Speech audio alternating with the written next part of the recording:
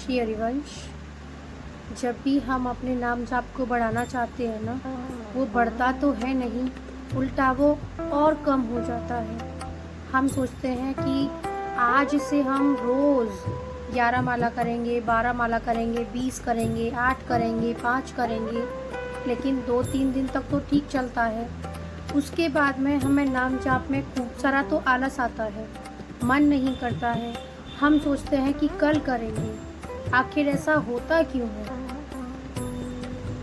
ये इसलिए होता है क्योंकि हम 10 नामापराध करते हैं, यानी कि हम अपने दैनिक जीवन में, डेली लाइफ में हम 10 ऐसे अपराध होते हैं जिनको हम करते हैं। अगर हमें अपना नाम जाप बढ़ाना है, अगर हमको भक्ति में आगे बढ़ना है, तो ये 10 नामापराध हमको आज ही, इनफैक्ट अभी तुरंत बंद करने होंगे, जिससे कि हम भक्ति में आगे बढ़ सकें और हमारा नाम जाप अच्छे से चले और बढ़ता ही चला जाए। देखिए, ये जो 10 नामापराध मैं बताने जा रही हूँ, मैं आपसे पहले ही बोल रही हूँ, ये मेरा कुछ नहीं है। मैंने गुरुदेव जी का सत्संग सुना था, उसमें से मैंने नोट्स बनाए थे, क्योंकि ये गलती मैं भी खुद अपने जीवन में कर रही थी, तो मेरे साथ भी ये हो रहा था। तो मैंने सोचा, जैसे मेरी परेशानी दूर हुई, वैसे भी हम सभी सखियों की परेशानी दूर होनी चाहिए और हमको श्री जी के निकुंज में प्रवेश करने के लिए अपनी भक्ति को एकदम अच्छे स्तर पर लेके जाना है। हम खूब सारी भक्ति करें, श्री जी का नाम जपें। ये गुरुदेव के सत्संग से मैंने ये नोट्स बनाए हैं, जो कि हमको 10 नामापराधों से बचना है। पहला नामापराध है हमारा संतों के प्रति अपराध। कभी कभी हम ऐसा सोच लेते हैं ना कि हाँ, मैं माला करती हूँ और क्या ये तो भक्ति ही नहीं करते, नहीं इतनी सी उम्र में, अरे नहीं कोई भक्त नहीं है, ये तो सब ढोंग करते हैं। हम ऐसा सोचते हैं, ये सच है, ये मैंने भी अपने जीवन में किया है, इसीलिए मुझे पता है। इसकी भक्ति कम है, हमारी भक्ति बहुत ज़्यादा है, तो हमने क्या किया, संतों के प्रति अपराध किया। देखिए, गुरुदेव बोलते हैं, ज़रूरी नहीं है कि संत वो ही हो जिसके माथे पे चंदन हो, हाथ में माला हो, गले में कंठी हो। संत अपने आप को ना छुपा के रखते हैं, उनको पहचानना इतना आसान नहीं है कि हाँ ये संत हैं। इसीलिए पहला नामापराध है हमारा संतों के प्रति अपराध।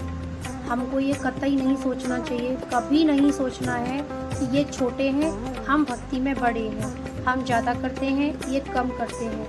हमको ऐसा नहीं सोचना है। हमको बस ये सोचना है कि हम सबसे छोटे हैं और ये सबसे बड़े हैं, ये महान संत हैं, हमको इनसे कुछ सीखना है। ठीक है, पहला नामापराध ये हो गया। अभी आता है दूसरा है संत के दोषों पर ध्यान देना। ऐसा हो जाता है कि जो भक्त होते हैं ना, जो संत होते हैं, उनके जीवन में उतार चढ़ाव आता है। अभी हम क्या करते हैं, किसी का फॉल डाउन हो जाता है ना, तो हम उसी पे ध्यान लगाने लग जाते हैं, हम उनके भजन को नहीं देखते हैं। अरे ये कैसे भजन कर सकते हैं, इन्होंने तो ऐसा किया था, इन्होंने, आपको पता है ऐसा भी किया था।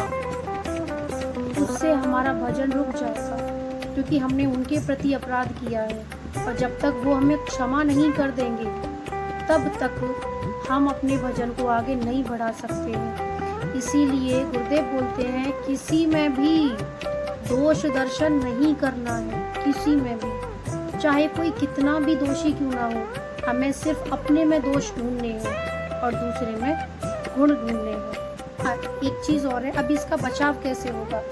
अगर हमें किसी में दोष नज़र आ रहे हैं, तो गुरुदेव बोलते हैं कि कुछ नहीं करना है, हमें उनको प्रणाम करना है और सीधे निकल जाना है। ये ज़रूरी नहीं है कि हम हर विषय पे अपनी टिप्पणी दें, हम अपनी राय दें। देखिए, राय वो दे सकते हैं जो सिद्ध संत होते हैं, जो कुछ बोल सकते हैं, कुछ सुधार सकते हैं। अभी हम उस कैटेगरी में नहीं है कि हम ये बोल सके इसने तो ऐसा किया था, ये कैसे भक्त हो सकता है।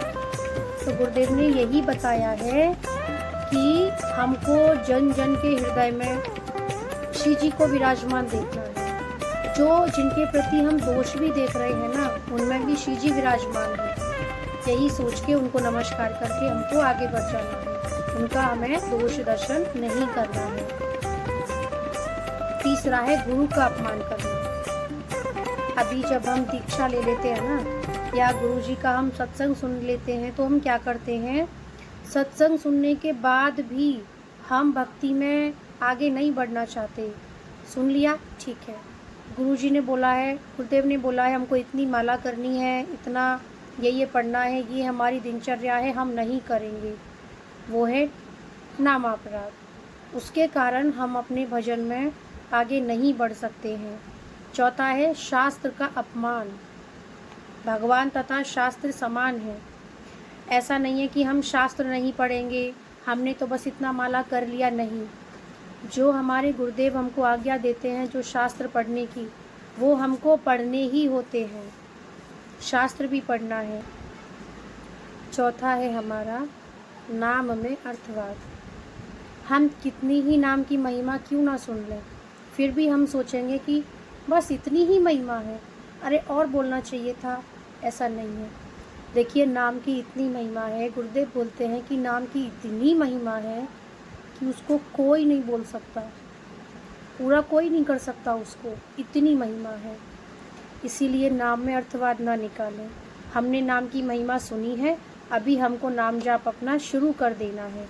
ऐसा नहीं सोचना है कि इनका नाम छोटा है, हमारा नाम बड़ा है, इनके नाम में इतना असर नहीं होता है, हमारा नाम 1 नंबर का है, सिद्ध है हमारा मंत्र। तो हमको ऐसा नहीं सोचना है। 5 हो गए।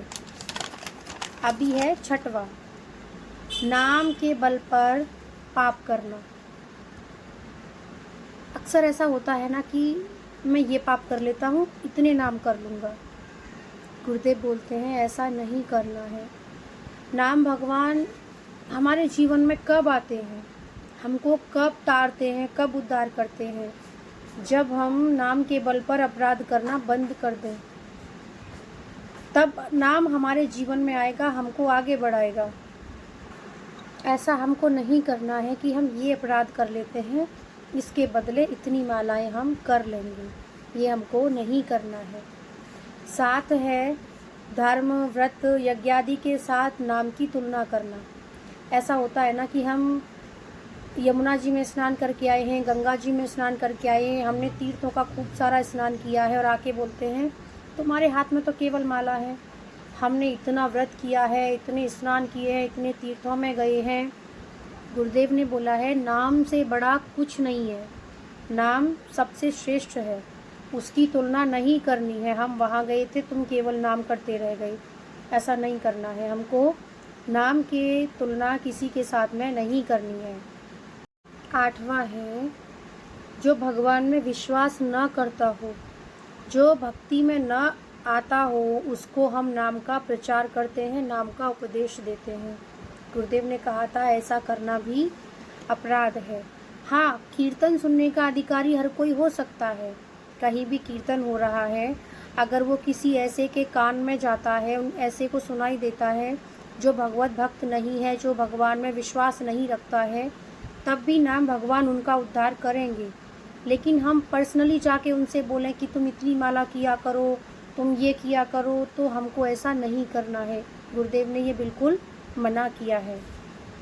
9वां है नाम की महिमा सुनकर भी नाम जाप नहीं करना। अभी हमने गुरुदेव से खूब सारा नाम की महिमा सुनी है, संतों के मुख से सुना है कि नाम भगवान ये होते हैं, नाम ये कर सकता है, नाम ये कर सकता है, नाम हमको ज़रूर करना चाहिए। सुनने के बाद हम कोई नाम जाप नहीं करते हैं, और हम सोच लेते हैं हाँ ठीक है, चलो हो गया, उतना ही ठीक है। ये भी अपराध है। नाम की महिमा सुनकर भी अगर हम नाम न लें, नाम जाप न करें, वो अपराध होता है। इसीलिए 9वां अपराध ये है, जो हम ये करते हैं ना, तो हमारा भजन रुक जाता है, हम आगे नहीं बढ़ पाते हैं। 10वां नाम अपराध है मैं और मेरे में फंसना, नाम जाप न करना।